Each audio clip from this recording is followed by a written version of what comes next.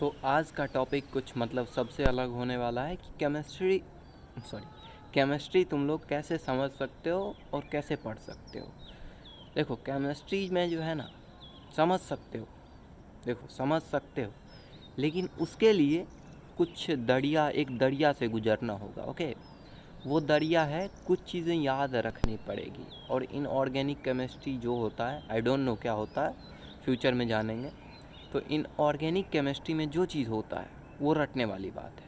Okay, और almost chemistry जो है, केमिस्ट्री इज़ इक्वल टू रटना। ओके, ये मैं बोल रहा हूँ। बट देखो होता है ना, जैसे तुमने सोडियम का याद कर लिया, +1 होता है, क्लोरीन का होता है -1।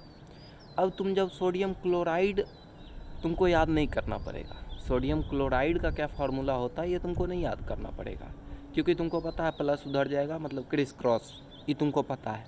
ओके, तो ये केमिस्ट्री होता है। मतलब एक्स चीज़ पढ़ लो और उससे एक्स और वाई पढ़ लो और उससे एक्स वाई बना लो। ओके, तो एक्स वाई तुमको नहीं याद रखना पड़ता है।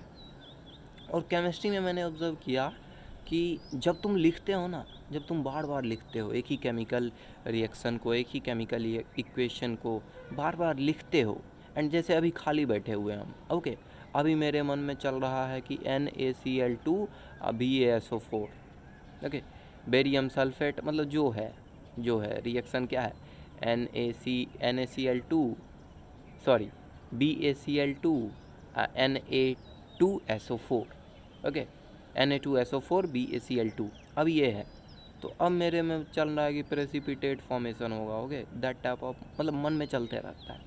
तो इससे क्या होता है, एक मसल बिल्ड होता है, एक मसल, माइंड में कह सकते हो मसल बिल्ड होता है, कि मतलब वो चीज़ें याद रहने लगती हैं। ओके, तो केमिस्ट्री का सिंपल है, कुछ चीज़ें तुम्हें, मतलब बहुत कुछ चीज़ें तुम्हें याद रखनी पड़ेगी, लेकिन केमिस्ट्री के हिसाब से वो कुछ हुआ। ओके, केमिस्ट्री अगर इतना बड़ा है तो उसमें से इतना पोर्शन तुमको याद रखना पड़ेगा। ओके, एंड उतना का यूज़ तुम कर सकते हो उतने बड़े पोर्शन को कवर करने के लिए। ये जादू है केमिस्ट्री का। याद तो करना ही पड़ेगा, याद करना पड़ेगा, बट वो है थोड़ा सा याद करना है एंड प्रैक्टिस करना है खूब। अब बोलोगे यार तुम क्या एडवाइस दोगे, इतने को तो बंदा हो, मतलब हम भी केमिस्ट्री पढ़ रहे हैं ना, 9th में हम केमिस्ट्री पढ़े, हमको मतलब बोन, मतलब पढ़े, मतलब हड्डी डेवलप हुआ केमिस्ट्री का, लेकिन उस बोन में बोन मैरो ही नहीं है, मतलब समझ रहे हो, प्रैक्टिस ही नहीं की है।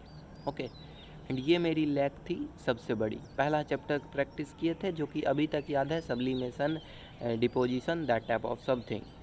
ओके, लेकिन वही है, नेक्स्ट चैप्टर को कंटिन्यू नहीं करते गए। अभी क्लास 10th में आए हैं हम, तो चैप्टर 1 का अभी 60-70 पेज प्रैक्टिस हो चुका है। तो इससे बोन मैरो डेवलप होता है। ओके, सेम एस चांद से बनाते हैं, एस चांद में मतलब सेम क्वेश्चन को मतलब घुमा घुमा के पूछेगा, तो वो एक मसल डेवलप कर देता है माइंड में, एंड वो अच्छा होता है।